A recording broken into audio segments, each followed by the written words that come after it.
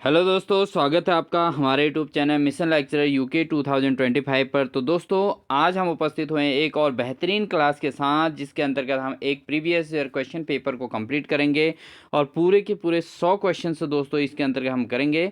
और इस question paper में आपको सारे सब्जेक्ट का कॉम्बिनेशन मिलेगा, जैसे आपका हिंदी और जनरल नॉलेज और उत्तराखंड, इसके अलावा रीजनिंग से संबंधित सारे प्रकार के क्वेश्चन इसमें मिलेंगे, क्योंकि ये पेपर जो है प्रीवियस ईयर क्वेश्चन पेपर रहा है दोस्तों। ठीक है, तो बिल्कुल क्लास को स्किप किए बिना दोस्तों आप बिल्कुल क्लास में बने रहें, और पूरे क्लास को अगर आप देखेंगे तो आप अच्छी एक प्रिपरेशन इसमें आपको देखने को मिलेगी। तो दोस्तों, अगर आपको इसी प्रकार की क्लासेस चाहिए तो आप लगातार क्लास में बने रहने के लिए प्लीज़ चैनल को सब्सक्राइब कर लीजिएगा, साथ ही बेल आइकन दबाकर ऑल नोटिफिकेशन ऑन कर लीजिएगा। ठीक है दोस्तों, तो ज़्यादा देरी न करते हुए दोस्तों क्लास को कंटिन्यू करते हैं। तो लेते हैं आज का पहला क्वेश्चन। मृगेंद्र का पर्यायवाची शब्द है। तो मृगेंद्र का पर्यायवाची शब्द क्या होता है दोस्तों? तो मृगेंद्र का जो पर्यायवाची शब्द है वह है आपका ऑप्शन नंबर बी, यानी कि शार्दुल। ठीक है दोस्तों, मृगेंद्र का पर्यायवाची शब्द क्या है? शार्दुल होता है दोस्तों। ठीक है, बढ़ते हैं दोस्तों अगले क्वेश्चन में। अगला क्वेश्चन है दोस्तों, निम्न में से संयुक्त वाक्य कौन सा है? अब दोस्तों यहाँ पर कुछ चीज़ें डिस्कशन करनी ज़रूरी हैं। जैसे मालिक ने कहा कि कल छुट्टी रहेगी, बिल्कुल अशुद्ध है, ये संयुक्त वाक्य नहीं है। मोहन भोजन कर रहा था, ये भी संयुक्त वाक्य नहीं है। जल्दी कीजिए अन्यथा बहुत देर हो जाएगी। तो दोस्तों यहाँ पर आप देख रहे होंगे, यहाँ पर एक योजक चिन्ह जुड़ा हुआ है, अन्यथा शब्द जुड़ा हुआ है, योजक शब्द। तो ये होता है दोस्तों, ऐसे वाक्यों को संयुक्त वाक्य कहते हैं। तो ऑप्शन नंबर सी इसका सही आंसर है दोस्तों। ठीक है, जल्दी कीजिए अन्यथा बहुत देर हो जाएगी। ठीक है दोस्तों, बढ़ते हैं अगले प्रश्न में। अगला प्रश्न में है, निम्न में से सामिस शब्द का विलोम शब्द कौन सा है? तो ऑप्शन है सदामिस, नैमिस, आमिस या निरामिष। ठीक है दोस्तों, तो जो सामिस का विलोम शब्द है दोस्तों वह है आपका निरामिष। ठीक है, सामिस का विलोम शब्द कौन सा है? निरामिष है दोस्तों। ठीक है, बढ़ते हैं दोस्तों अगले प्रश्न में। अगला प्रश्न है दोस्तों, देवनागरी लिपि का सर्वप्रथम प्रयोग किस राज्य में माना जाता है? तो जो देवनागरी लिपि और हिंदी लिपि दोस्तों, हिंदी के साथ ही देवनागरी लिपि को ही यहाँ पर प्रयोग करने की बात कही गई थी उत्तराखंड में भी। तो देवनागरी लिपि जो है वो सर्वप्रथम प्रयोग किस राज्य में माना जाता है? तो दोस्तों माना जाता है गुजरात में। कहाँ माना जाता है? गुजरात में। बहुत सारे कैंडिडेट उत्तराखंड में समझेंगे, बट उत्तराखंड में नहीं है, गुजरात में जो है देवनागरी लिपि का सर्वप्रथम प्रयोग माना जाता है। बढ़ते हैं दोस्तों अगले प्रश्न में। क्वेश्चन नंबर 5 है, यह शब्द, यह शब्द कौन सा विशेषण है? तो दोस्तों यह कहाँ पर यूज होता है आपको पता होना चाहिए। परिमाणवाचक, गुणवाचक, संख्यावाचक या सार्वनामिक। तो दोस्तों बात करें यह शब्द की, तो यह शब्द जो है एक सार्वनामिक है, क्योंकि जैसा हमने किसी के बारे में बताया फिर हम उसके बाद वहाँ पर यूज़ करते हैं यह। ठीक है, जो जैसा हमने कहा कि किसी मंदिर का नाम ले लिया और फिर हमने कहा कि यह मंदिर जो है इस सन में बना, इस मंदिर में ऐसा ऐसा हुआ, तो जो भी हमने वहाँ की कहानियाँ बताई तो वो सारी बातें यह में, यानी कि संज्ञा की जगह पे शब्द का यूज़ होना सर्वनाम कहलाता है। इसलिए यह जो है एक सार्वनामिक विशेषण है। ठीक है दोस्तों, बढ़ते हैं अगले प्रश्न में। अगला प्रश्न है दोस्तों, अगला प्रश्न है, तत्सम शब्द मुष्टि के लिए तद्भव शब्द क्या है? तो जो मुष्टि है वो तत्सम शब्द है, और इसका जो तद्भव है वो क्या बनेगा दोस्तों? ऑप्शन है आपके पास मुक्का, मिट्टी, मुट्ठी या मौत।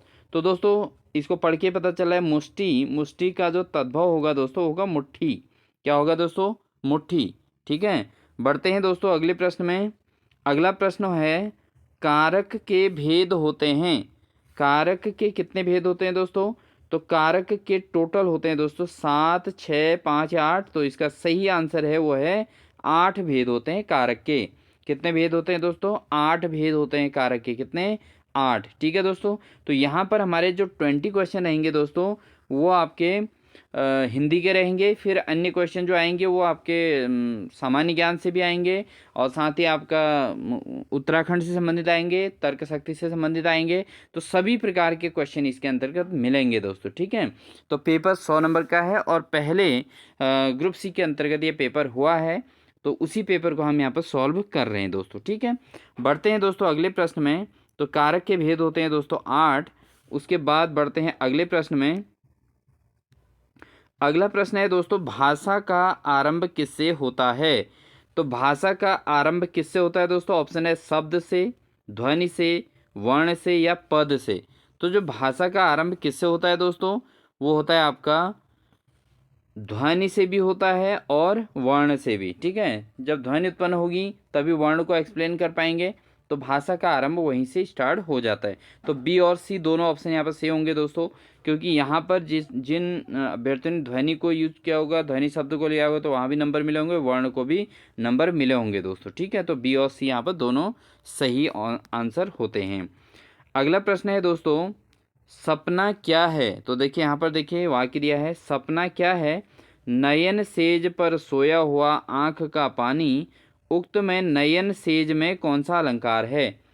तो जो सपना क्या है, नयन सेज पर सोया हुआ आँख का पानी, इसमें नयन सेज में कौन सा अलंकार है? तो नयन सेज में कौन सा अलंकार है दोस्तों यहाँ पर? तो नयन सेज में जो अलंकार है दोस्तों, वो है आपका रूपक अलंकार। कौन सा अलंकार है दोस्तों? रूपक अलंकार है, क्योंकि नयन सेज पर सोया हुआ आँख का पानी। ठीक है, तो यहाँ पर रूपक अलंकार है। बढ़ते हैं दोस्तों अगले प्रश्न में। अगला प्रश्न है क्वेश्चन नंबर 10, शुद्ध वर्तनी है। तो देखिए यहाँ पर दोस्तों संश्लिष्ट लिखा गया है 4 प्रकार से, ABCD चारों में शब्द पढ़ने के हिसाब से संश्लिष्ट चारों में है, लेकिन शुद्ध रूप में संश्लिष्ट कौन सा है दोस्तों? तो यहाँ पर जो आपका ऑप्शन नंबर है दोस्तों बी सही है संश्लिष्ट के दृष्टिकोण से। 100 के ऊपर बिंदा फिर श्लिष्ट, इस तरीके से कहे दोस्तों, ये संश्लिष्ट शब्द बिल्कुल शुद्ध है, बाकी सारे के सारे क्या हैं दोस्तों? अशुद्ध हैं। ठीक है, तो बी ऑप्शन इसका सही आंसर है दोस्तों, आप इसको अच्छे से स्टडी कर लीजिएगा। बढ़ते हैं दोस्तों अगले प्रश्न में। अगला प्रश्न है दोस्तों, सांस्कृतिक अस्मिता शब्द में अस्मिता शब्द से तात्पर्य है। तो अस्मिता शब्द क्या है दोस्तों? इसमें बोलचाल, जुड़ाव, पहचान या उपयुक्त में से कोई नहीं। तो जो सांस्कृतिक अस्मिता शब्द है, इसमें अस्मिता क्या है दोस्तों? अस्मिता है पहचान। ठीक है, सांस्कृतिक पहचान।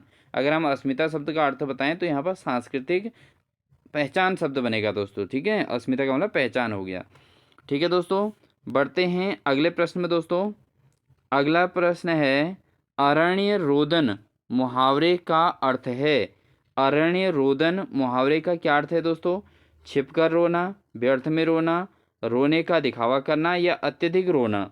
तो अरण्य रोदन मुहावरे का जो अर्थ है दोस्तों, वह है आपका ऑप्शन नंबर बी, यानी कि व्यर्थ में रोना। अगर व्यर्थ में रो रहा है कोई व्यक्ति तो उसको कहते हैं अरण्य रोदन। ठीक है दोस्तों, ऑप्शन नंबर बी इसका सही है। बढ़ते हैं दोस्तों अगले प्रश्न में। अगला प्रश्न है, निम्न में से कौन सा शब्द इक प्रत्यय से संबंधित नहीं है? तो कौन सा शब्द जो है इक प्रत्यय से संबंधित नहीं है? तो ऑप्शन है मार्मिक, मालिक, साहित्यिक या स्वाभाविक। तो कौन सा शब्द जो है इक प्रत्यय से संबंधित नहीं है? तो वो ऑप्शन है आपका दोस्तों बी ऑप्शन इसका सही है, यानी कि मालिक में जो है इक प्रत्यय से संबंधित नहीं है। बाकी मार्मिक में है, उसके अलावा साहित्यिक है। ठीक है, तो कौन सा नहीं है कह रहा है? तो मालिक इसमें जो है इक प्रत्यय से संबंधित नहीं है। बाकी और सारे के सारे मार्मिक, साहित्यिक और स्वाभाविक, ये तीनों के तीनों इक प्रत्यय से संबंधित हैं दोस्तों। ठीक है, बढ़ते हैं दोस्तों अगले प्रश्न में। अगला प्रश्न हमारे पास है दोस्तों, इनमें से भाववाचक संज्ञा कौन सा है? तो भाववाचक संज्ञा कौन सा है? ऑप्शन है ईमानदार, ईमानदारी, दूध, सेना या हिमालय। तो भाववाचक संज्ञा किस में आया है दोस्तों? तो इसका जो सही आंसर है दोस्तों वह है ए, यानी कि ईमानदारी एक भाव है। ठीक है, ईमानदारी का भाव उत्पन्न करना भाववाचक संज्ञा को रिप्रेजेंट कर रहा है दोस्तों। ठीक है दोस्तों, बढ़ते हैं अगले प्रश्न में। अगला प्रश्न है, कथन को उद्धृत करने के लिए किस चिन्ह का प्रयोग किया जाता है? तो किसी कथन को अगर उद्धृत करना है उसके लिए कौन सी चिन्ह का प्रयोग किया जाता है? विवरण चिन्ह का, योजक चिन्ह का, कोष्टक चिन्ह का या उद्धरण चिन्ह का। तो भाई किसी कथन को अगर उद्धृत करना है तो कौन सा चिन्ह यूज होगा दोस्तों? इसका जो ऑप्शन होगा दोस्तों वो ऑप्शन नंबर डी इसका सही होगा, उद्धरण चिन्ह का। ठीक है, कथन को उद्धृत करने के लिए किस चिन्ह का प्रयोग होता है? उद्धरण चिन्ह का प्रयोग होता है दोस्तों। ठीक है, बढ़ते हैं दोस्तों अगले प्रश्न में। अगला प्रश्न है, निम्न में से चिदंबरा प्रमुख काव्य कृति है। तो चिदंबरा किसकी रचना है दोस्तों, ये बताना है इसमें। तो ऑप्शन है जयशंकर प्रसाद, माखनलाल चतुर्वेदी, महादेवी वर्मा या सुमित्रा नंदन पंत। तो चिदंबरा किसकी रचना है दोस्तों? चिदंबरा है दोस्तों सुमित्रा नंदन पंत की रचना है। ठीक है, किसकी रचना है? सुमित्रा नंदन पंत की रचना है चिदंबरा। ठीक है दोस्तों, बढ़ते हैं दोस्तों अगले प्रश्न में। अगला प्रश्न है, निम्न में से घोष वर्ण है। तो दोस्तों बहुत ज़्यादा इम्पोर्टेंट ये पेपर है, प्रीवियस ईयर पेपर रहा है ये, और आपके प्रवक्ता स्क्रीनिंग, पीसीएस प्री, वैयक्तिक सहायक, कनिष्ठ सहायक और उत्तराखंड पुलिस से संबंधित और प्रवक्ता पॉलिटेक्निक कोई भी एग्जाम उत्तराखंड के अंतर्गत है तो उसमें हिंदी का मेन रोल है, सामान्य ज्ञान का मेन रोल है, उत्तराखंड के जीके का मेन रोल है। वो सारे क्वेश्चन इसमें आपको मिलेंगे क्योंकि ये पहले क्वेश्चन पेपर हुआ है। ठीक है दोस्तों, बढ़ते हैं इस प्रश्न में। तो निम्न में से घोष वर्ण है ठ, ख, चौ या मौ। तो घोष वर्ण कौन सा है दोस्तों इसमें? वो है ऑप्शन नंबर डी, मौ जो है इसमें दोस्तों घोष वर्ण है। ठीक है, मौ कैसा शब्द है दोस्तों? घोष वर्ण के अंतर्गत आता है मौ। ठीक है दोस्तों, बढ़ते हैं अगले प्रश्न में। अगला प्रश्न है दोस्तों क्वेश्चन नंबर 18। क्वेश्चन नंबर 18 है, हिंद शब्द का संबंध सिंधु से माना गया है। तो सिंधु शब्द किस भाषा का है? तो दोस्तों जो हिंद शब्द है हमारा वो किस भाषा से लिया गया है, किस शब्द से माना जाता है इसका संबंध? सिंधु से। और सिंधु शब्द जो है किस भाषा का है? ऑप्शन है तुर्की, फारसी, अरबी या संस्कृत। तो दोस्तों जो सिंधु शब्द है वो है आपका संस्कृत भाषा का शब्द है। सिंधु किस भाषा का है दोस्तों? संस्कृत भाषा का है। और सिंधु जो शब्द संस्कृत का भाषा है वो हिंद शब्द का से रिलेट करता है।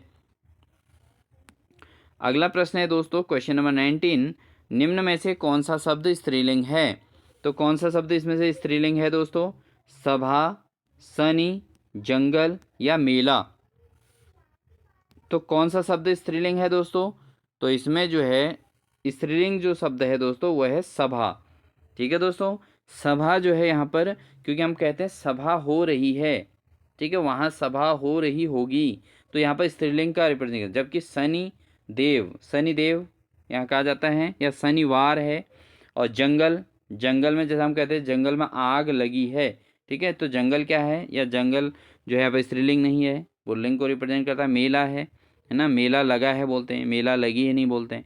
तो सभा हो रही है बोला जाता है दोस्तों, इसलिए स्त्रीलिंग को प्रेजेंट करता है। ठीक है दोस्तों कुछ तथ्यों को समझना भी जरूरी है। हो सकता है आप लोगों को ये तथ्य आते हों अच्छे तरीके से, लेकिन जिन कैंडिडेट को नहीं आते उनके लिए थोड़ा एक्सप्लेन करना जरूरी है दोस्तों।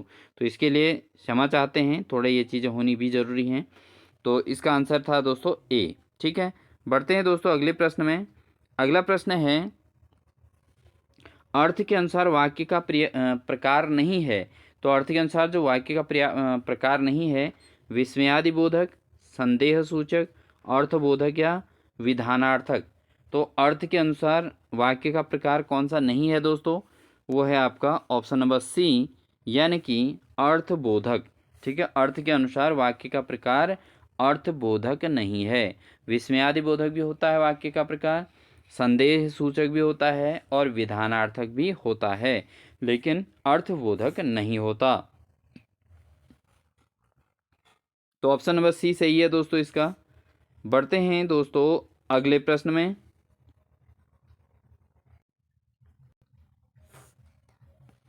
मंत्री परिषद उत्तरदायी है। तो मंत्री परिषद किस चीज़ के लिए उत्तरदायी है दोस्तों? सामान्य ज्ञान के क्वेश्चन आ गए, सर्वोच्च न्यायालय के प्रति, लोकसभा के प्रति, राष्ट्रपति के प्रति या राज्यसभा के प्रति। तो मंत्री परिषद किसके लिए उत्तरदायी होता है दोस्तों? ये जो है उत्तरदायी होता है दोस्तों आपका लोकसभा के प्रति। किसके प्रति? ऑप्शन नंबर बी सही है दोस्तों, लोकसभा के प्रति जो है मंत्री परिषद उत्तरदायी होता है। ठीक है, लोकसभा के प्रति। ठीक है दोस्तों, बढ़ते हैं दोस्तों अगले प्रश्न में। अगला प्रश्न है दोस्तों, 5 दोस्त PQRS ठीक है, 5 दोस्त हैं, P Q R S T उत्तर दिशा की ओर मुंह करके एक पंक्ति में बैठे हैं। यहाँ एस टी और क्यू के बीच में है और क्यू जो है आर के तुरंत बाईं ओर है, पी जो है टी के एकदम बाईं ओर है, तो बीच में कौन बैठा है? तो दोस्तों यहाँ पर अगर हम देखें तो थोड़ा समझने की बात है। इसका जो है ऐसे क्वेश्चन में क्या करना है दोस्तों कि आपने पहले डायरेक्शन को समझना है। ठीक है, पहले दिशाओं को समझना है दोस्तों, फिर उसके बाद। तो देखिए अगर हम इसको सॉल्व करेंगे तो यहाँ पूर्व होता है दोस्तों, यहाँ होता है पश्चिम, यहाँ होता है उत्तर और यहाँ होता है दक्षिण। ठीक है, तो पहली बात तो ये समझें। अब P Q R S T ये सारे के सारे पूर्व की ओर मुँह करके बैठे हैं। ठीक है दोस्तों, तो इसको मुँह करके बैठे हैं। अगर आप इसको चित्र से समझेंगे दोस्तों तो यहाँ पर P Q R S T ये सब उत्तर की ओर मुँह करके बैठे हैं और यहाँ एस टी एवं क्यू के बीच में है। तो जो एस है वो टी और क्यू के बीच में है दोस्तों। ठीक है, एस किसके बीच में है? टी और क्यू के बीच में बनाना है। एवं क्यू जो है आर के तुरंत बाईं ओर है। जो क्यू है वो आर के तुरंत बाईं ओर है। तो दोस्तों आप देख सकते हैं यहाँ पर क्यू जो है आर के बाईं ओर ही है, पी टी के एकदम बाईं ओर है, जो पी है वो टी के एकदम बाईं ओर है। तो हमें देखना है यहाँ पर क्यू आर और यहाँ पर दोस्तों हमको क्या करना है, टी के बाईं ओर है। तो दोस्तों आप इसको सॉल्व करके अपने हिसाब से इसका आंसर निकाल सकते हैं, क्योंकि अगर हम इसको सॉल्व करने में लगे तो काफ़ी टाइम यहाँ पे यूज़ हो जाएगा। तो इसलिए इसका जो फाइनली आंसर आएगा दोस्तों वो एस आ जाएगा, आप इसको देख लीजिएगा। ठीक है, लेकिन यहाँ पर अगर हम बात करें पी टी के एकदम बाईं ओर है। ठीक है, तो पी को हमें टी के बगल में लाना है। ठीक है, पी को कहाँ लाना है? टी के बगल में। बीच में कौन बैठा है? तो दोस्तों यहाँ पर एस होगा बीच में, तो बीच में बैठेगा एस। कौन बैठेगा दोस्तों? एस इसमें बीच में बैठेगा। ठीक है दोस्तों, बढ़ते हैं अगले प्रश्न में। अगला प्रश्न है दोस्तों, क्योंकि हमें रीजनिंग के क्वेश्चनों पे ज़्यादा नहीं कर पाएंगे दोस्तों, क्योंकि वीडियो काफ़ी लेंथी हो जाती है, तो सामान्य ज्ञान और इन पर ज़्यादा मेहनत करेंगे। उत्तराखंड में महिलाओं को पंचायतों में 50% आरक्षण कब दिया गया? तो दोस्तों उत्तराखंड के अंतर्गत जो महिलाओं को पंचायत में जो आरक्षण दिया गया था वो 50% कब दिया गया था? तो इसका जो सही आंसर है दोस्तों उसी पर चर्चा करते हैं सीधे। तो इसको जो है 12 मार्च 2008 में दिया गया था दोस्तों। कब दिया गया था? 12 मार्च 2008 में। ठीक है, 50% आरक्षण की बात कही गई थी और ये जो है 12 मार्च 2008 से महिलाओं के लिए 50% आरक्षण जो है दिया गया था। अगला प्रश्न है दोस्तों, चीनी यात्री फाहियान ने गोविशाण काशीपुर की यात्रा किस वर्ष की थी? तो जो फाहियान था उसने गोविशाण यानी कि काशीपुर की यात्रा किस वर्ष की थी? 846 में, 800, 636, 626 या 537? तो जो गोविशाण की यात्रा की थी दोस्तों वो की गई थी 636 में। कब की गई थी दोस्तों? 636 ईस्वी में चीनी यात्री फाहियान ने गोविशाण काशीपुर में इसकी यात्रा की थी दोस्तों। ठीक है, बढ़ते हैं दोस्तों अगले प्रश्न में। अगला प्रश्न है दोस्तों, किस त्योहार को श्री पंचमी के नाम से भी जाना जाता है? तो किस त्योहार को श्री पंचमी के नाम से जाना जाता है दोस्तों? बसंत पंचमी, ऋषि पंचमी, नाग पंचमी या उपयुक्त सभी? तो किस वाले त्योहार को कहा जाता है दोस्तों श्री पंचमी? तो ये कहा जाता है दोस्तों बसंत पंचमी को श्री पंचमी के नाम से भी जाना जाता है। ठीक है दोस्तों, बहुत महत्वपूर्ण क्वेश्चन है, क्योंकि हमारे उत्तराखंड की संस्कृति को रिप्रेजेंट कर रहा है, तो इसलिए हमारे लिए बहुत महत्वपूर्ण क्वेश्चन है। ऐसे क्वेश्चन ही अब एग्जाम में पूछे जा रहे हैं दोस्तों। अगला प्रश्न है दोस्तों, मध्य हिमालय का पुरातत्व नामक पुस्तक के लेखक कौन हैं? तो मध्य हिमालय का पुरातत्व नामक जो पुस्तक लिखी है वो किसने लिखी है दोस्तों? ऑप्शन है यशवंत सिंह कटौच, शेखर पाठक, NS थापा या डॉक्टर गोधर मतपाल। ठीक है दोस्तों, तो किसने ये लिखा है दोस्तों? ये लिखा है दोस्तों ऑप्शन नंबर ए, यानी कि यशवंत सिंह कटौच ने मध्य हिमालय का पुरातत्व नामक पुस्तक जो लिखी है वो लिखी है डॉक्टर यशवंत सिंह कटौच ने लिखी है दोस्तों। ठीक है, बढ़ते हैं दोस्तों अगले प्रश्न में। अगला प्रश्न है दोस्तों क्वेश्चन नंबर 27, प्रसिद्ध चंद्रबदनी मंदिर किस पर्वत पर स्थित है? जो प्रसिद्ध चंद्रबदनी जो मंदिर है दोस्तों वो किस पर्वत पर स्थित है? ऑप्शन है चित्रकूट, चंद्रानम, चंद्रकूट या उपयुक्त में से कोई नहीं। तो ये जो मंदिर है दोस्तों ये है आपका ऑप्शन नंबर सी, यानी कि चंद्रकूट में है चंद्रबदनी मंदिर। ठीक है दोस्तों, चंद्रबदनी मंदिर कहाँ है? चंद्रकूट में। बढ़ते हैं दोस्तों अगले प्रश्न में। अगला प्रश्न है, भारत में हरित क्रांति के जनक किसे कहा जाता है? तो भारत में हरित क्रांति के जनक किसे माना जाता है दोस्तों? तो ऑप्शन है आपके पास मोरारजी देसाई, या MS स्वामीनाथन, इंदिरा गांधी, या T बालकृष्णन। तो दोस्तों हरित क्रांति के जो जनक हैं वो हैं MS स्वामीनाथन को जो है हरित क्रांति का जनक कहा जाता है। ठीक है दोस्तों, बहुत महत्वपूर्ण क्वेश्चन है ये भी। अगला प्रश्न है, उत्तराखंड का प्रसिद्ध हाथी पर्वत या एलिफेंट पीक किस स्थान पर स्थित है? तो उत्तराखंड का जो प्रमुख प्रसिद्ध स्थल है हाथी पर्वत एलिफेंट पीक किस स्थान पर स्थित है? तो दोस्तों ये जो है आपका हाथी पर्वत जो है दोस्तों वो है आपका चमोली ज़िले में। किस ज़िले में? चमोली ज़िले में है हाथी पर्वत, यानी कि एलिफेंट पीक जो है वो चमोली ज़िले में है दोस्तों। ठीक है, बढ़ते हैं अगले प्रश्न में। अगला प्रश्न है दोस्तों, भारतीय संविधान के किस भाग में मौलिक अधिकारों का वर्णन है? तो भारतीय संविधान के किस भाग में मौलिक अधिकारों का वर्णन किया गया है दोस्तों? भाग 2, भाग 4, भाग 1 या भाग 3? तो मौलिक अधिकार दोस्तों किस में हैं ये आपको पता होना चाहिए दोस्तों। मौलिक अधिकार जो है भाग 3 के अंतर्गत हैं दोस्तों। किसके अंतर्गत हैं? भाग 3 के अंतर्गत हैं दोस्तों मौलिक अधिकार। ठीक है दोस्तों, भाग 3 में मौलिक अधिकारों का वर्णन किया गया है संविधान में। ठीक है दोस्तों, बढ़ते हैं अगले प्रश्न में। अगला प्रश्न है, आज़ाद हिंद फौज में नेहरू ब्रिगेड की बी कंपनी का कमांडर किसे नियुक्त किया गया था? तो जब आज़ाद हिंद फौज की स्थापना की गई थी तो उसमें नेहरू ब्रिगेड जो थी उसमें बी कंपनी का कमांडर किसे नियुक्त किया गया था दोस्तों? ज्ञान सिंह बिष्ट, महेंद्र सिंह बागड़ी, पितृशरण रतूड़ी, या जनरल शाहनवाज खान को? तो दोस्तों किसे नियुक्त किया गया था? तो दोस्तों इसका जो सही आंसर है वो है आपका ऑप्शन नंबर ए, यानी कि ज्ञान सिंह बिष्ट को जो है आज़ाद हिंद फौज में नेहरू ब्रिगेड की बी कंपनी का कमांडर नियुक्त किया गया था। ठीक है दोस्तों, बढ़ते हैं अगले प्रश्न में। अगला प्रश्न है, किस स्थान पर उद्योगों की अवस्थिति हेतु निम्न में से कौन सा कारक आवश्यक नहीं है? तो किसी स्थान पर जब उद्योगों की अवस्थिति होती है तो उसके लिए किस कारक की आवश्यकता नहीं होती है? तो दोस्तों अगर उद्योग बनाने हैं तो शिक्षण संस्थान की ज़रूरत नहीं है, क्योंकि परिवहन उद्योग में बिल्कुल परिवहन का काम करना है, श्रम होना है, बाजार होने चाहिए, लेकिन शिक्षण संस्थान हो ऐसा उद्योगों की अवस्थिति के लिए आवश्यक नहीं है दोस्तों। ठीक है दोस्तों, बढ़ते हैं दोस्तों अगले प्रश्न में। अगला प्रश्न है,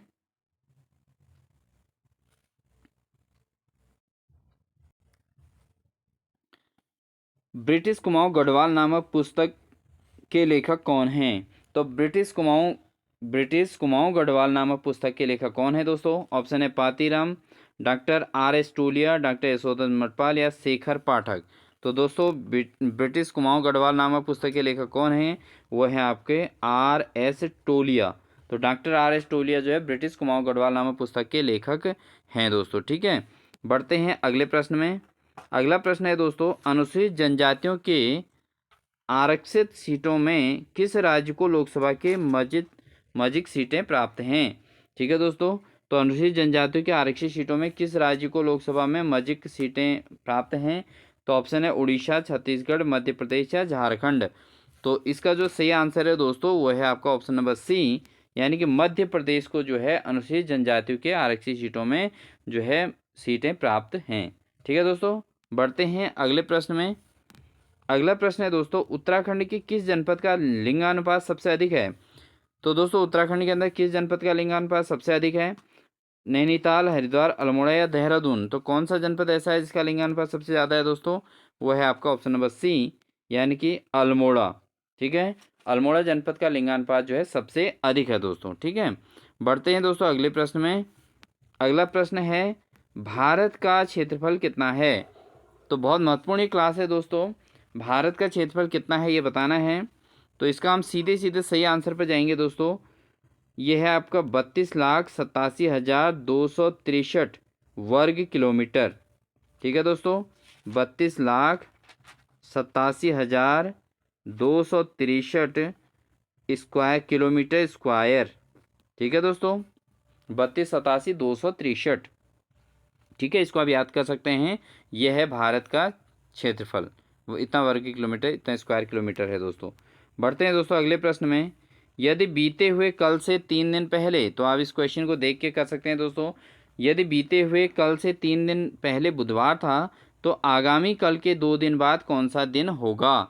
ठीक है दोस्तों, तो इसका जो ऑप्शन है आपके पास वह है बृहस्पतिवार, बुधवार, सोमवार या मंगलवार। तो दोस्तों अगर बीते हुए कल से 3 दिन पहले बुधवार है, तो भाई जो आने वाले कल से 3 दिन बाद होगा वो भी तो आप हिसाब लगाइए दोस्तों। तो इसका सही आंसर होगा बुधवार ही बनेगा। ठीक है ना दोस्तों, इसको आप कैलकुलेट कर लीजिएगा, तो ऑप्शन नंबर बी इसका सही आंसर हो जाएगा। क्योंकि इसको एक्सप्लेन करने में दोस्तों यहाँ पर समय बहुत चले जाएगा, इसलिए मैं इसको एक्सप्लेन करने पर ज़्यादा टाइम नहीं दे पाऊँगा। ठीक है, अगला प्रश्न है दोस्तों हमारा कि निम्न विकल्पों में से कौन सा अक्षरों का समूह दी हुई अक्षर श्रृंखला के अंतराल पर क्रमिक रूप से रखा जाएगा और वो इसे पूर्ण करेगा। तो दोस्तों इसमें हम देखें तो इसमें अगर हम ऑप्शन नंबर ए यानी कि BBCA इसमें रखेंगे, तो हमारे बिल्कुल सही बनता है ACC, ACB, BACB, फिर यहाँ पर B रखना है दोस्तों, फिर AC, फिर B, फिर ACBB करके बनता है। तो दोस्तों इसको अगर आप इसमें ए ऑप्शन के हिसाब से रखें, BBCA इसका सही आंसर बनेगा। ठीक है दोस्तों, बढ़ते हैं दोस्तों अगले प्रश्न में। अगला प्रश्न है दोस्तों, निम्न में से कत्यूरी राजवंश की प्राचीनतम राजधानी कहाँ थी। तो 40वां क्वेश्चन हमारा, कत्यूरी राजवंश की प्राचीनतम राजधानी कहाँ थी। गोविशाण, कटारमल, बसंतपुर या कार्तिकेयपुर, जिसको आप जोशीमठ कहा जाता है दोस्तों। तो वो है आपका ऑप्शन नंबर डी, यानी कि कार्तिकेयपुर यानी कि जोशीमठ। तो कत्यूरी राजवंश की जो प्राचीनतम राजधानी थी दोस्तों कहाँ थी, जोशीमठ यानी कि कार्तिकेयपुर में रही है। ठीक है दोस्तों, बढ़ते हैं अगले प्रश्न में। 41 है, गिरिराज चक्र चूड़ामणि की उपाधि धारण करने वाले शासक कौन थे। तो जो गिरिराज चक्र चूड़ामणि की उपाधि धारण करने वाले शासक कौन थे दोस्तों, ये थे आपके ऑप्शन हैं चंद शासक, पवार शासक, गोरखा शासक या कत्यूरी शासक। तो गिरिराज चक्र चूड़ामणि, ठीक है, गिरिराज चक्र चूड़ामणि की जो उपाधि धारण की थी दोस्तों कत्यूरी शासकों ने की थी। ठीक है दोस्तों, तो कत्यूरी शासक थे जिनको गिरिराज चक्र चूड़ामणि की उपाधि प्राप्त हुई थी। ठीक है दोस्तों, बढ़ते हैं अगले प्रश्न में। अगला प्रश्न है दोस्तों, निम्नलिखित में प्रश्नवाचक चिन्ह के स्थान पर क्या आएगा। तो प्रश्नवाचक चिन्ह के स्थान पर क्या आएगा दोस्तों, यहाँ पे 3 दिया है, फिर 6, 3 दूना 6, फिर 6 3 18 यहाँ पे दिया है, और 2 यहाँ पे दिया है दोस्तों। तो इसका जो आंसर आएगा दोस्तों 72 आएगा, क्योंकि दोस्तों यहाँ पर 3 गुणा 2 करेंगे तो 6 आ रहा है। ठीक है, 3 दूना 6 आ जा रहा है, और फिर 6 गुणा 3 करेंगे तो 6 3 आ जा रहा है 18, और फिर 18 चक्को करेंगे तो दोस्तों 18 चक्को 72। ठीक है दोस्तों, तो 72 इसका जो है सही आंसर बनेगा। ठीक है दोस्तों, 72 इसका क्या होगा, सही आंसर होगा दोस्तों। बढ़ते हैं दोस्तों अगले प्रश्न में। तो इस प्रकार से रीजनिंग का भी यहाँ पे बीच में कॉम्बिनेशन है दोस्तों, क्योंकि प्रीवियस ईयर क्वेश्चन पेपर है। बढ़ते हैं अगला, राजी जनजाति का मुख्य देवता है। अब राजी जनजाति के मुख्य देवता कौन से हैं दोस्तों, गोलू देवता, बागना देवता, महासू देवता या चौमुंडा देवता। तो राजी जनजाति के जो मुख्य देवता हैं दोस्तों वो हैं आपके ऑप्शन नंबर बी, यानी कि बागनाथ देवता। ठीक है, राजी जनजाति किस देवता को मानते थे, वो बागनाथ देवता को मानते थे दोस्तों। ठीक है, मानते हैं। ठीक है, ये उनके मुख्य देवता रहे हैं। अच्छा, बढ़ते हैं दोस्तों अगले प्रश्न में। अगला प्रश्न है क्वेश्चन नंबर 44, संसदात्मक व्यवस्था की मुख्य विशेषताएं क्या हैं दोस्तों। विधायिका तथा व कार्यपालिका का निश्चित कार्यकाल, मंत्रियों का राष्ट्रपति के प्रति उत्तरदायित्व, विधायिका या कार्यपालिका में शक्तियों का पृथक्करण, या नाम मात्र और वास्तविक कार्यपालिका में अंतर। तो दोस्तों यहाँ पर संसदात्मक व्यवस्था की मुख्य विशेषता क्या है, वो है आपका ऑप्शन नंबर डी, यानी कि नाम मात्र व वास्तविक कार्यपालिका में अंतर होना। ठीक है, ये संसदात्मक व्यवस्था की मुख्य विशेषता रही है दोस्तों। ठीक है, बढ़ते हैं दोस्तों अगले प्रश्न में। अगला प्रश्न है दोस्तों, पृथ्वी अपनी धुरी पर घूमती है। अब जो पृथ्वी है वो अपनी धुरी पर घूमती है कहाँ से कहाँ को? पश्चिम से पूर्व, उत्तर से दक्षिण, दक्षिण से पूर्व या पूर्व से पश्चिम। तो दोस्तों जो पृथ्वी अपनी धुरी पर घूमती है वो घूमती है पश्चिम से पूर्व की ओर। ठीक है दोस्तों, कहाँ को घूमती है? पश्चिम से पूर्व डायरेक्शन की ओर घूमती है पृथ्वी अपनी धुरी पर। ठीक है दोस्तों, बढ़ते हैं अगले प्रश्न में। अगला प्रश्न है दोस्तों, पुंगाड़ी क्या था? तो बार बार ये क्वेश्चन पूछा जाता है दोस्तों, पुंगाड़ी क्या था?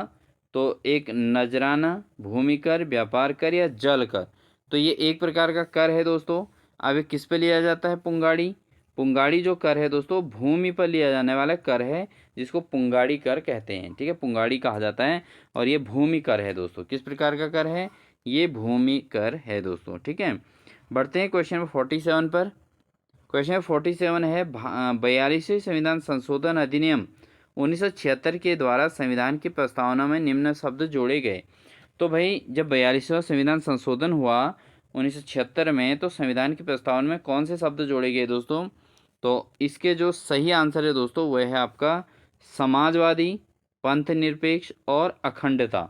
कौन सा शब्द दोस्तों? समाजवादी, पंथ निरपेक्ष और अखंडता शब्द जो है 42वें संविधान संशोधन के अंतर्गत सन 1976 में संविधान की प्रस्तावना में जोड़ दिए गए।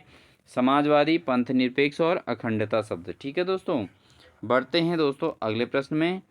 अगला प्रश्न है दोस्तों हमारा 48, भारत में इलेक्ट्रॉनिक वोटिंग मशीन का प्रयोग सर्वप्रथम किस राज्य में हुआ है? तो भारत के अंदर इलेक्ट्रॉनिक जो वोटिंग मशीन है उसका प्रयोग सर्वप्रथम किस राज्य में हुआ? ऑप्शन है हिमाचल प्रदेश, गोवा, पंजाब या उत्तराखंड। तो भारत के अंतर्गत जो वोटिंग मशीन का सबसे पहला उपयोग हुआ था दोस्तों वो हुआ था गोवा में। कहाँ हुआ था? गोवा में इसका उपयोग सबसे पहले किया गया था दोस्तों। ठीक है, तो ये क्वेश्चन बहुत महत्वपूर्ण है दोस्तों। इसी प्रकार के क्वेश्चन आ रहे हैं लगातार और ये भी प्रीवियस ईयर क्वेश्चन पेपर ही है दोस्तों। इसलिए किसी भी स्थिति में आप पेपर को स्किप ना कीजिएगा। और क्लास अगर अच्छी लग रही हो दोस्तों प्लीज़ हमारे मोटिवेशन के लिए वीडियो को लाइक ज़रूर कर दीजिएगा दोस्तों। और अगर किसी क्वेश्चन में आपको डाउट हो तो कमेंट्स में ज़रूर लिख दीजिएगा दोस्तों। ठीक है, बढ़ते हैं दोस्तों अगले प्रश्न में। अगला प्रश्न है, मुचकुंद गुफा स्थित है। मुचकुंद गुफा कहाँ स्थित है दोस्तों? केदारनाथ के समीप, बद्रीनाथ के समीप, गंगोत्री के समीप या यमुनोत्री के समीप। तो मुचकुंद गुफा कहाँ है दोस्तों? तो इसका जो सही आंसर है वो है आपका ऑप्शन नंबर बी, यानी कि बद्रीनाथ के समीप। तो जो मुचकुंद गुफा है दोस्तों कहाँ है? बद्रीनाथ के समीप है। ऑप्शन नंबर बी इसका सही हो जाएगा। बढ़ते हैं दोस्तों अगले प्रश्न में। क्वेश्चन नंबर 50 है दोस्तों, निम्नलिखित में से कौन सी झील गढ़वाल क्षेत्र में स्थित है? तो गढ़वाल क्षेत्र में कौन सी झील स्थित है दोस्तों? ऑप्शन है विष्णुताल, सातताल, द्रोणताल या भीमताल। तो दोस्तों इसमें से आप देखेंगे कुछ ताल तो इसमें जो है कुमाऊं क्षेत्र में है और कुछ है गढ़वाल क्षेत्र के। तो कौन सा ऑप्शन इसका सही है? वो है विष्णुताल। ठीक है दोस्तों, विष्णुताल जो है गढ़वाल क्षेत्र में है। बाकी सात ताल, द्रोण सागर ताल और भीमताल ये आपके कुमाऊं क्षेत्र के अंदर आते हैं। ठीक है दोस्तों, बढ़ते हैं दोस्तों अगले प्रश्न में।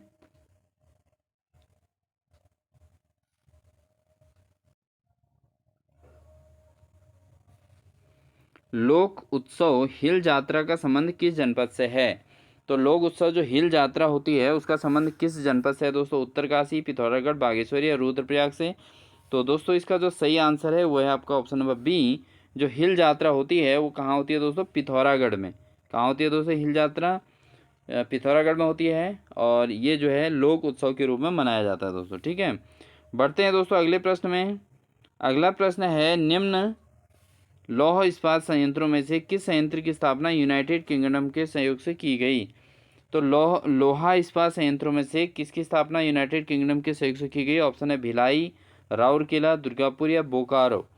तो इसका जो सही आंसर है दोस्तों वह है आपका ऑप्शन नंबर सी, यानी कि दुर्गापुर जो है लोहा इस्पात संयंत्र में से इसका यूनाइटेड किंगडम के सहयोग से इसकी स्थापना की गई थी दुर्गापुर में। ठीक है दोस्तों, बढ़ते हैं दोस्तों अगले प्रश्न में।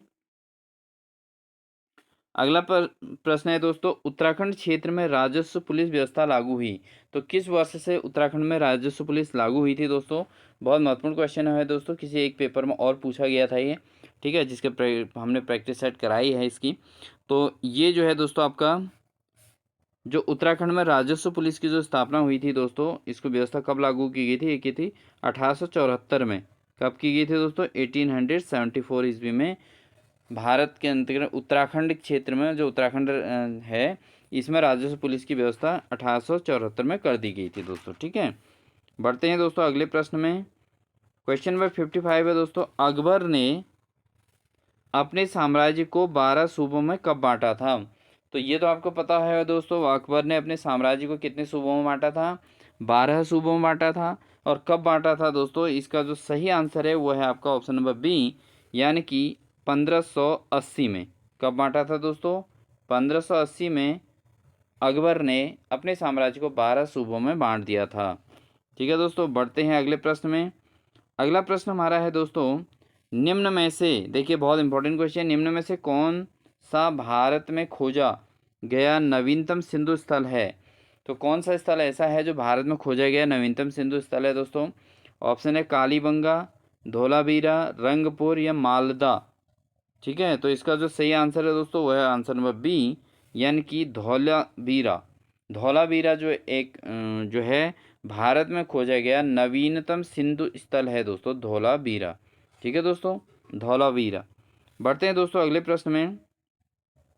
क्वेश्चन नंबर 57 है। क्वेश्चन नंबर 57, निम्नलिखित में से कौन सा एक कृषि शाखा का संस्थागत स्रोत नहीं है? तो दोस्तों ये आपका इकोनॉमिक्स वाला टॉपिक से आ गया क्वेश्चन। तो सभी टॉपिक्स इसलिए इतना बड़ा सिलेबस दिया जाता है दोस्तों कि इसमें से कहीं से भी क्वेश्चन यहाँ पर लिया जा सकता है। तो निम्नलिखित में से कौन सा एक कृषि शाखा का संस्थागत स्रोत नहीं है? तो ऑप्शन है वाणिज्यिक बैंक, क्षेत्रीय ग्रामीण बैंक, साहूकार या राष्ट्रीय साख समितियाँ। तो दोस्तों इसका जो सही आंसर है वो है आपका ऑप्शन नंबर सी, यानी कि साहूकार। तो साहूकार जो है कृषि साख का संस्थागत स्रोत नहीं है, जबकि वाणिज्यिक बैंक भी है, क्षेत्रीय ग्रामीण बैंक है, सहकारी साख समितियां भी हैं, लेकिन साहूकार जो है इसका कृषि साख का संस्थागत स्रोत नहीं है दोस्तों, ठीक है। बढ़ते हैं दोस्तों अगले प्रश्न में। क्वेश्चन नंबर 57 है हमारा, सॉरी 58, क्वेश्चन नंबर 58 है। उत्तराखंड में चैती गाथाएं, देखो बहुत इंपॉर्टेंट क्वेश्चन है दोस्तों, चैती गाथाएं संबंधित हैं। तो जो चैती गाथाएं हैं दोस्तों किससे संबंधित हैं? इसके ऑप्शन हैं सदई, फ्यूली, मायके के प्रति प्रेम या उपयुक्त सभी। तो जो चैती गाथाएं हैं दोस्तों, कहानियां हैं, वो किससे संबंधित हैं? सदैही से भी हैं, फ्यूली से भी हैं, मायके के प्रति प्रेम से भी हैं। तो ऑप्शन नंबर डी इसका सही है, उपयुक्त सभी, ठीक है दोस्तों। बढ़ते हैं दोस्तों क्वेश्चन नंबर 59 में। क्वेश्चन नंबर 59 है दोस्तों, चंद शासन के समय कितने प्रकार के राज्य कर एकत्रित किए जाते थे? तो चंद शासन के समय कितने प्रकार के राज्य कर एकत्रित किए जाते थे? तो इसका जो सही आंसर है दोस्तों वह है बी, यानी कि 36 प्रकार के। चंद शासन में कितने प्रकार के कर होते थे? राज्य कर, वो होते थे 36 प्रकार के दोस्तों, ठीक है। बढ़ते हैं दोस्तों अगले प्रश्न में। क्वेश्चन नंबर 60 है दोस्तों, कृषि क्रियाएं संबंधित हैं। कृषि क्रियाएं किससे संबंधित है दोस्तों? प्राथमिक क्षेत्र से, तृतीय क्षेत्र से, द्वितीय क्षेत्र से, उपयुक्त सभी से। तो जो कृषि क्रियाएं हैं दोस्तों वह हैं आपकी प्राथमिक क्षेत्र से, क्योंकि खेती बाड़ी जो है दोस्तों प्राथमिक क्षेत्र के अंदर आती है। द्वितीय यानी कि जो है उत्पादक, उपभोक्ता, इस तरीके से इनको बांटा गया है। तो कृषि क्रियाएं जो है दोस्तों प्राथमिक क्षेत्र से होती हैं। बढ़ते हैं दोस्तों अगले प्रश्न में। मालपा में भूस्खलन किस वर्ष हुआ था? तो मालपा में भूस्खलन किस वर्ष हुआ था दोस्तों? तो इसके ऑप्शन है आपके 1997, 95, 1996 या 1998। तो जो मालपा में भूस्खलन हुआ था दोस्तों वो होता 1998 में, यानी कि 1998 में मालपा में जो है भूस्खलन हुआ था दोस्तों, ठीक है। बढ़ते हैं दोस्तों अगले प्रश्न में। 62 में चंद्र कुंवर बाल का जन्म कहाँ हुआ था? तो चंद्र कुंवर बाल जो है उनका जन्म कहाँ हुआ था? रुद्रपुर, मालकोटी, मालदेवल या वेरीनाग। तो चंद्र कुंवर बाल जो थे उनका जन्म हुआ था दोस्तों, वो हुआ था मालकोटी, जिसको वर्तमान में रुद्रप्रयाग जिला कहा जाता है। तो चंद्र कुंवर बाल का जन्म कहाँ हुआ था? वर्तमान के रुद्रप्रयाग जिले में, जिसको मालकोटी के नाम से भी जाना जाता था। ठीक है दोस्तों, बढ़ते हैं दोस्तों अगले प्रश्न में। क्वेश्चन नंबर 63 है, निम्न में से कौन सा कमिश्नर उत्तराखंड में ब्रिटिश शासन के दौरान कुमाऊं के राजा के नाम से जाना जाता था? तो किस कमिश्नर को उत्तराखंड में ब्रिटिश शासन के दौरान कुमाऊं के राजा के नाम से भी जाना जाता था? तो दोस्तों ये जाना जाता था आपका ऑप्शन नंबर ए, यानी कि सर हेनरी रैमजे को कुमाऊं के राजा के नाम से जाना जाता था। और ये जो है कमिश्नर उत्तराखंड के ब्रिटिश शासन के दौरान कमिश्नर रहे थे, सर हेनरी रैमजे। ठीक है दोस्तों, बढ़ते हैं दोस्तों अगले प्रश्न में। अगला प्रश्न है हमारा दोस्तों, ये त्रिभुज से संबंधित है, भुजाओं से संबंधित है। इसको आप समझ के कर लेंगे दोस्तों कि कितने इसमें त्रिभुज बने हैं, तो इसको आप आसानी से स्टडी कर सकते हैं। बढ़ते हैं दोस्तों अगले प्रश्न में, त्रिपक्षीय संघर्ष में कौन सा वंश शामिल नहीं था? तो त्रिपक्षीय संघर्ष जो हुआ था उसमें कौन सा वंश शामिल नहीं था? तो ऑप्शन है पाल, राष्ट्रकूट, प्रतिहार या परमार। तो कौन सा वंश इसमें शामिल नहीं था दोस्तों? वह ऑप्शन नंबर डी, यानी कि परमार वंश इसमें शामिल नहीं था। त्रिपक्षीय संघर्ष में परमार वंश शामिल नहीं था दोस्तों। ठीक है, बढ़ते हैं दोस्तों अगले प्रश्न में। अगला प्रश्न है, दिल्ली का वह पहला सल्तनत कौन था जिसने भूमि पर की पैमाइश कराकर लगान वसूल करना आरंभ कर दिया था? तो दिल्ली में पहला सुल्तान जो था ना दोस्तों, वो कौन था पहला सुल्तान जिसने भूमि की पैमाइश कराकर उससे लगान वसूलना शुरू कर दिया था दोस्तों? तो इसका जो ऑप्शन है सिकंदर लोदी, मोहम्मद तुगलक, अलाउद्दीन खिलजी, इल्तुतमिश। तो दोस्तों इसका सही आंसर है वो है अलाउद्दीन खिलजी। अलाउद्दीन खिलजी एक ऐसा सुल्तान था दिल्ली का पहला जिसने भूमि की पैमाइश करके उसके बाद उस पर लगान वसूलना शुरू कर दिया था। तो अलाउद्दीन खिलजी है दोस्तों। ठीक है, अगले प्रश्न में आते हैं।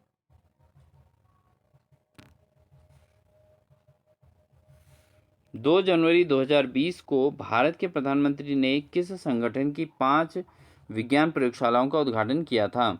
तो किसके 5 प्रयोगशालाओं का उद्घाटन किया था 2020 में? वो किया था दोस्तों DRDO। ठीक है, ये उस समय के पेपर का करंट अफेयर है दोस्तों। तो DRDO के जो है 5 प्रयोगशालाओं का उद्घाटन किया था प्रधानमंत्री ने 2020 में। बढ़ते हैं दोस्तों अगले प्रश्न में। क्वेश्चन नंबर 68 है, उत्तराखंड यानी कि जो उत्तराखंड है इसके प्रथम निर्वाचित विधानसभा अध्यक्ष कौन थे? तो उत्तराखंड की विधानसभा के प्रथम निर्वाचित अध्यक्ष कौन थे? यशपाल आर्य, हरवंश कपूर, काजी मोइनुद्दीन या प्रकाश पंत। तो दोस्तों जो प्रथम निर्वाचित जो विधानसभा अध्यक्ष थे वो थे आपका यशपाल आर्य। ठीक है दोस्तों, उत्तरांचल के अंतर्गत प्रथम निर्वाचित विधानसभा अध्यक्ष का नाम क्या है दोस्तों? वह है यशपाल आर्य। दोस्तों अगर आपको किसी भी क्वेश्चन के आंसर में डाउट हो तो आप ज़रूर कमेंट सेक्शन में रिप्लाई दीजिएगा। और साथ ही वीडियो आपको अच्छी लगे तो प्लीज़ लाइक ज़रूर कर दीजिएगा, अपने दोस्तों को शेयर कर दीजिएगा। यही आपसे रिक्वेस्ट रहती है दोस्तों। और अगर चैनल पर नए हैं तो प्लीज़ चैनल को सब्सक्राइब जरूर कर लीजिएगा। इसी प्रकार के कंटिन्यू आपको 100 क्वेश्चंस के सीरीज़ देखने के लिए हमारे चैनल को सब्सक्राइब करके बेल आइकन दबाकर ऑल नोटिफिकेशन ऑन कर लीजिए, जिससे आपके पास नोटिफिकेशन इसका आता रहेगा। तो बढ़ते हैं दोस्तों अगले प्रश्न में। अगला प्रश्न हमारा है, वर्ष 2011 की जनगणना के अनुसार भारत की जनसंख्या का कितना प्रतिशत हिस्सा ग्रामीण क्षेत्रों में निवास करता है? तो 2011 की जो जनगणना हुई थी दोस्तों उसके अनुसार भारत में जो है दोस्तों 68% जनसंख्या जो है ग्रामीण है यहाँ पर। ठीक है, ये 68% जो पॉपुलेशन है वो ग्रामीण क्षेत्रों में निवास करती है। बढ़ते हैं दोस्तों अगले प्रश्न में। अगला प्रश्न है, उत्तराखंड की सबसे कम उम्र की महिला जिसने माउंट एवरेस्ट पर राष्ट्रीय ध्वज फहराया है? तो कौन ऐसी महिला थी उत्तराखंड की जिसने सबसे कम उम्र में माउंट एवरेस्ट पर राष्ट्रीय ध्वज फहराया था? तो दोस्तों वह है शीतल राज। क्या है दोस्तों? शीतल राज। इन्होंने उत्तराखंड के ये सबसे कम उम्र की महिला है और इन्होंने माउंट एवरेस्ट पर राष्ट्रीय ध्वज को फहराया था। ठीक है दोस्तों, शीतल राज इनका नाम है। बढ़ते हैं दोस्तों अगले प्रश्न में। अगला प्रश्न है 71, पिथौरागढ़ जिले की स्थापना कब हुई थी दोस्तों? तो पिथौरागढ़ जिले की जो स्थापना हुई थी दोस्तों वो हुई थी आपके 24 फरवरी 1960 को कब हुई थी? पिथौरागढ़ जिले की स्थापना हुई थी दोस्तों 24 फरवरी 1960 को। ठीक है, बढ़ते हैं दोस्तों अगले प्रश्न में। अगला प्रश्न है 1918 में उत्तराखंड के किस स्थान पर होम रूल लीग की शाखा स्थापित की गई थी? तो 1918 में ही जो है उत्तराखंड के अंदर होम रूल लीग की स्थापना की गई थी। और इसकी जो शाखा जो बनाई गई थी वो उत्तराखंड के किस जगह में बनाई गई थी दोस्तों? वो बनाई गई थी देहरादून में। कहाँ बनाई गई थी? देहरादून में ये शाखा बनाई गई थी होम रूल लीग की। और ये कब बनाई गई थी दोस्तों? 1918 में।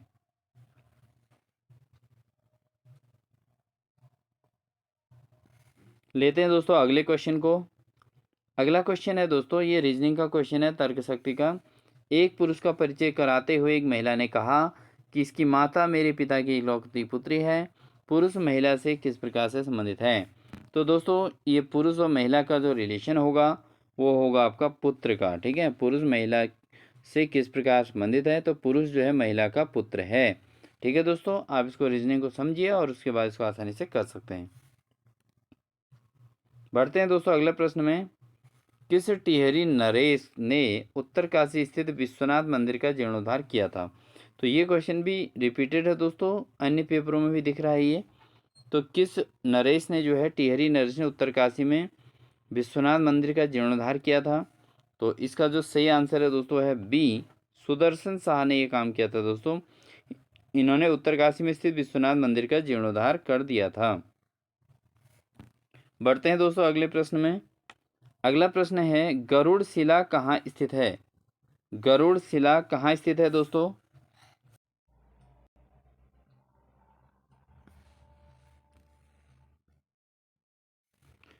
गरुड़ शिला दोस्तों है बद्रीनाथ में। कहाँ है दोस्तों? गरुड़ शिला कहाँ है?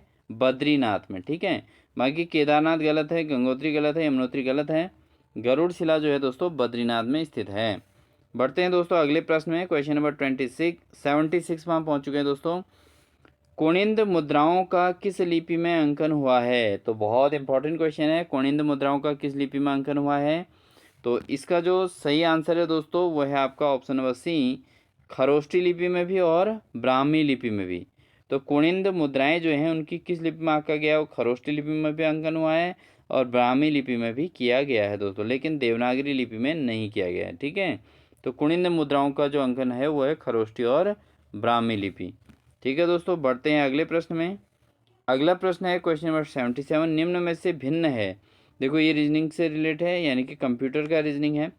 निम्न में से कौन भिन्न है? Web browser, operating system, Adobe Photoshop या वर्ड? ठीक है, तो कौन भिन्न है दोस्तों इनमें से?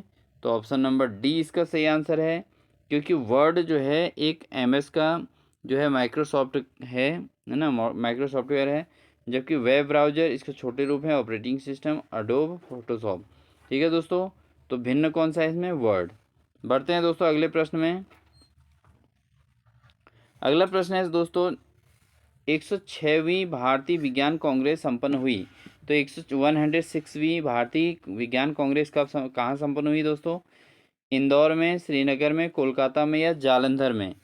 तो 106वीं भारतीय विज्ञान कांग्रेस जो संपन्न हुई दोस्तों वो हुई थी आपकी जालंधर में हुई थी दोस्तों। कहाँ हुई थी?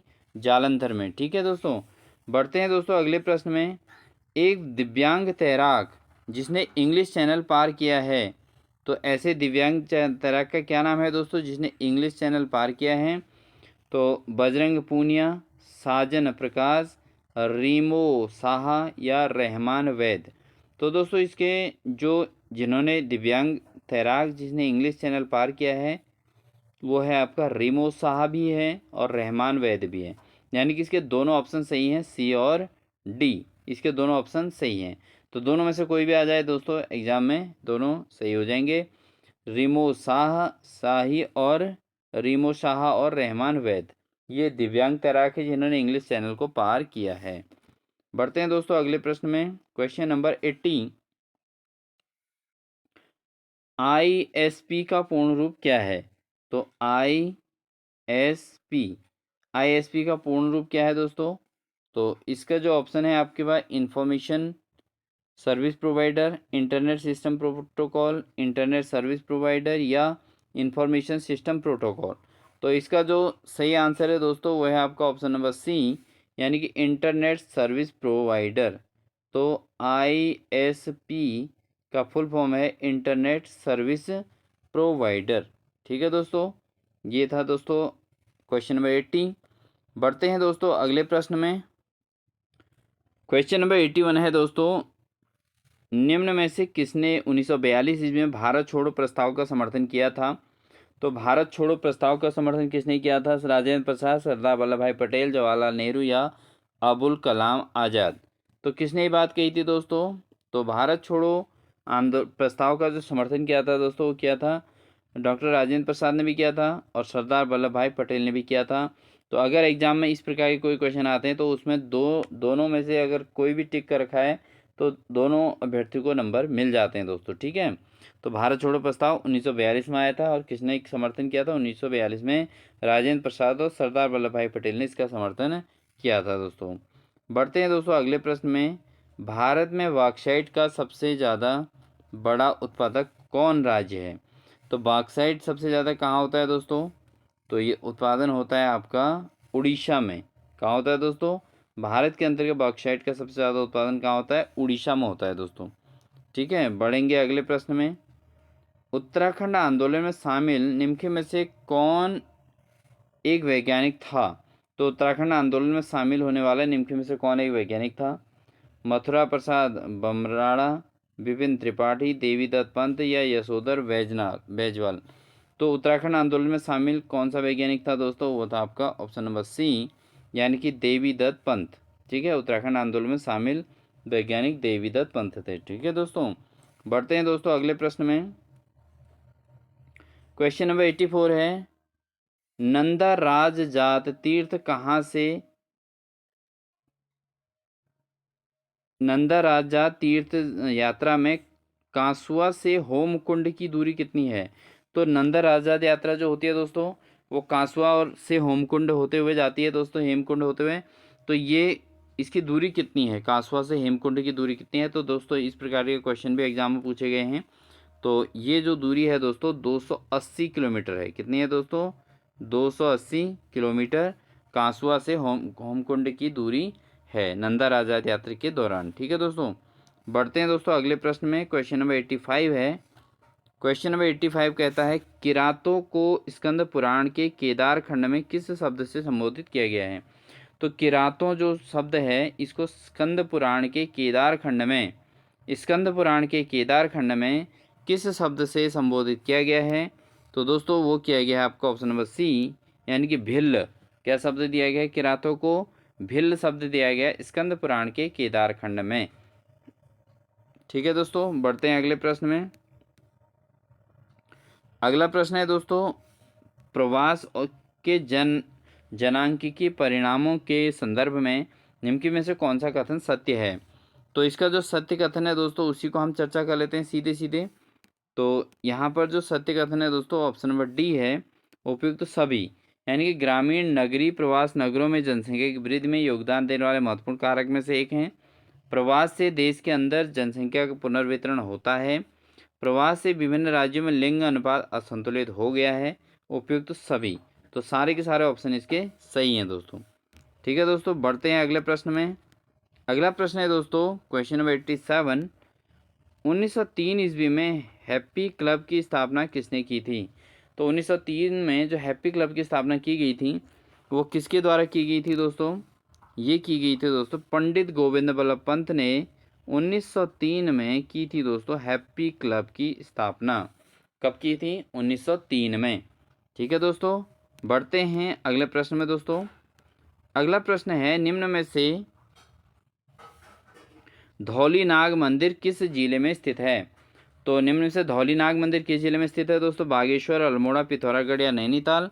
तो जो धौलीनाग मंदिर है दोस्तों वो कहाँ है? बागेश्वर में है दोस्तों। कहाँ है? बागेश्वर में है धौलीनाग मंदिर। ठीक है दोस्तों, बहुत महत्वपूर्ण ये भी क्वेश्चन है। बढ़ते हैं दोस्तों अगले प्रश्न में। अगला प्रश्न है 89 है हमारा, तड़ित झंझा उत्पन्न होते हैं। तो जो तड़ित झंझा हैं दोस्तों कैसे उत्पन्न होते हैं? स्तरीय मेघों से, मध्य कपासी मेघों से, कपासी वर्षी मेघों से, या वर्षा स्तरीय मेघों से। तो जो तड़ित झंझावत उत्पन्न होती है दोस्तों किससे होती है, वो होती है आपका कपासी वर्षी मेघों से। ठीक है दोस्तों, इंपॉर्टेंट क्वेश्चन है, सामान्य ज्ञान के अंदर ये क्वेश्चन होगा। तो तड़ित झंझा जो उत्पन्न होता है वो कपासी वर्षी मेघों से उत्पन्न होता है दोस्तों। बढ़ते हैं दोस्तों अगले प्रश्न में। क्वेश्चन नंबर 90 है, एक्सेल में वर्कशीट की मूल इकाई को कहा जाता है। तो एक्सेल में जो वर्कशीट होती है उसकी मूल इकाई को क्या कहते हैं दोस्तों, ये कहते हैं दोस्तों आपका सेल। क्या कहते हैं इसको, एक्सेल में जो वर्कशीट की मूल इकाई होती है उसको कहा जाता है दोस्तों सेल कहा जाता है। टेबल भी नहीं कहा जाता, बॉक्स भी नहीं कहा जाता, कॉलम भी नहीं कहा जाता, क्या कहा जाता है, सेल कहा जाता है दोस्तों। ठीक है, बढ़ते हैं दोस्तों अगले प्रश्न में। क्वेश्चन नंबर 91, अल्मोड़ा में जेल का निर्माण किस वर्ष किया गया। तो अल्मोड़ा में जो जेल बनी है दोस्तों उसका निर्माण किस वर्ष किया गया है, ये किया गया है दोस्तों आपका 1816 में। कब किया गया, 1816 में अल्मोड़ा में जेल का निर्माण किया गया था। बढ़ते हैं दोस्तों अगले प्रश्न में।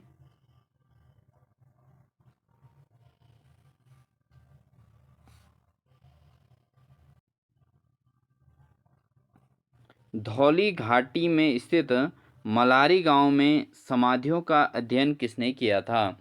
तो जो धौली घाटी में स्थित मलारी गांव है दोस्तों वहां पर समाधियों का अध्ययन किसने किया था। तो इसका जो सही आंसर है दोस्तों वह है शिव प्रसाद डबराल ने। ठीक है, धौली घाटी में जो स्थित मलारी गांव है उसमें समाधियों का अध्ययन करने वाले थे शिव प्रसाद डबराल। ठीक है दोस्तों, बढ़ते हैं अगले प्रश्न में। अगला प्रश्न है, उत्तरकाशी जनपद में लंका जामक स्थान में भागीरथी नदी से किस नदी का मिलन होता है। तो उत्तरकाशी जनपद में जो लंका जामक स्थान है वहाँ पर भागीरथी नदी किस नदी के साथ मिलती है। ऑप्शन है जानवी, गरुड़ गंगा, पाताल गंगा या भिलंगना। तो दोस्तों वहाँ पर जो मिलन होता है वो जानवी नदी का होता है लंका जामक नामक स्थान पर भागीरथी नदी से। तो भागीरथी और जानवी नदी का यहाँ पर मिलन होता है लंका जामक नामक स्थान पर। बढ़ते हैं दोस्तों अगले प्रश्न में। क्वेश्चन नंबर 95 है दोस्तों, टिहरी बांध का निर्माण कार्य शुरू हुआ। तो किस वर्ष में हुआ था टिहरी बांध का निर्माण कार्य। तो इसके जो ऑप्शन हैं उसके अकॉर्डिंग देखें तो दोस्तों ऑप्शन नंबर सी इसका सही आंसर है। 1978 1978 में टिहरी बांध का निर्माण कार्य शुरू हुआ था दोस्तों। ठीक है, बढ़ते हैं दोस्तों अगले प्रश्न में। क्वेश्चन नंबर 96 है, क्वेश्चन नंबर 90, निम्नलिखित में से कौन एक अल्प जनसंख्या वाला क्षेत्र नहीं है। तो कौन सा क्षेत्र ऐसा है जो अल्प जनसंख्या वाला क्षेत्र नहीं है। ऑप्शन है मध्य रेखीय प्रदेश, आटाकामा मरुस्थल, ध्रुवीय प्रदेश या दक्षिण पूर्वी एशिया। तो कौन सा भाग ऐसा है जो अल्प जनसंख्या वाला क्षेत्र नहीं है, वह है दक्षिण पूर्वी एशिया। दक्षिण पूर्वी एशिया में जो है अल्प जनसंख्या नहीं है जबकि वहाँ की जनसंख्या बहुत अधिक है दोस्तों। ठीक है, बढ़ते हैं दोस्तों अगले प्रश्न में।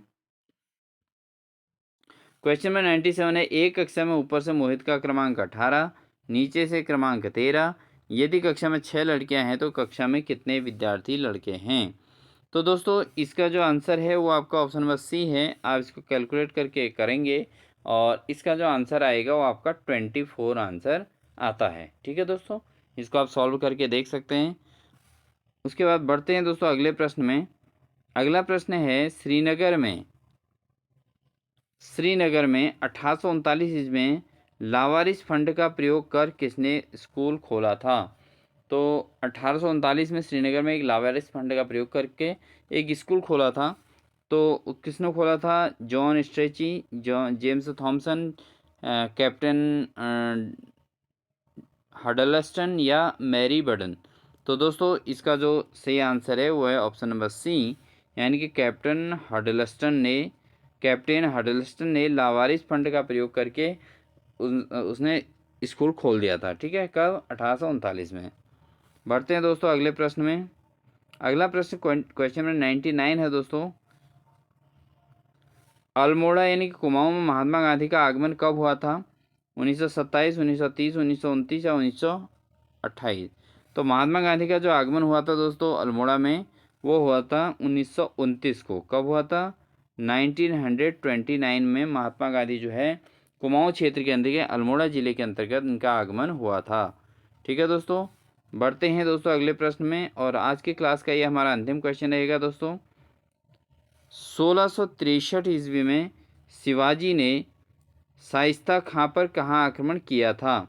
तो 1663 ईस्वी में जो शिवाजी ने शाइस्ता खां पर आक्रमण किया था वो किस स्थान पर किया था? पूना, आगरा, सिवनेर या रायगढ़?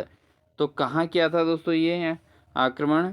तो ये आक्रमण किया गया था दोस्तों पूना में। कहाँ किया गया था?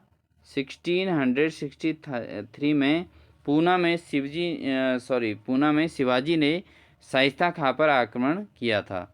ठीक है दोस्तों, तो ये थी दोस्तों हमारी आज की क्लास, जिसके अंतर्गत हमने एक प्रीवियस ईयर क्वेश्चन पेपर को अटेंड किया है, और साथ ही दोस्तों इसमें आपको जो है हिंदी, उत्तराखंड और सामान्य ज्ञान, सामान्य विज्ञान और इससे संबंधित तथा रीजनिंग से संबंधित सभी प्रकार के क्वेश्चन देखने को मिले, जो हमारे वैयक्तिक सहायक, कनिष्ठ सहायक, इसके अलावा आपका उत्तराखंड पुलिस, इसके अलावा दोस्तों उत्तराखंड PCS प्री और जो है प्रवक्ता स्क्रीनिंग प्री के लिए, प्रवक्ता स्क्रीनिंग के लिए, इसके अलावा पॉलीटेक्निक प्रवक्ता स्क्रीनिंग के लिए भी ये पेपर और ये क्लास बहुत महत्वपूर्ण होने वाली है, जिसको आप प्लेलिस्ट में जाके देख सकते हैं दोस्तों हमारी क्लासेस को कंटिन्यू क्लासेस जुड़ने के लिए वीडियो को ज़रूर आप जो है सब्सक्राइब कर लीजिएगा दोस्तों चैनल को, और बेल आइकन दबाकर ऑल नोटिफिकेशन ऑन कर लीजिएगा, जिससे आपको कंटिन्यू क्लासेस मिलेंगी। और वीडियो अगर अच्छी लगी तो प्लीज़ लाइक ज़रूर कर दीजिएगा, लाइक करके अपने दोस्तों को शेयर भी ज़रूर कर दीजिएगा। इन्हीं सभी बातों के साथ मिलते हैं दोस्तों आपको एक नेक्स्ट इसी प्रकार के बेहतरीन क्लास के साथ। तब तक के लिए आप सभी को wish you all the best.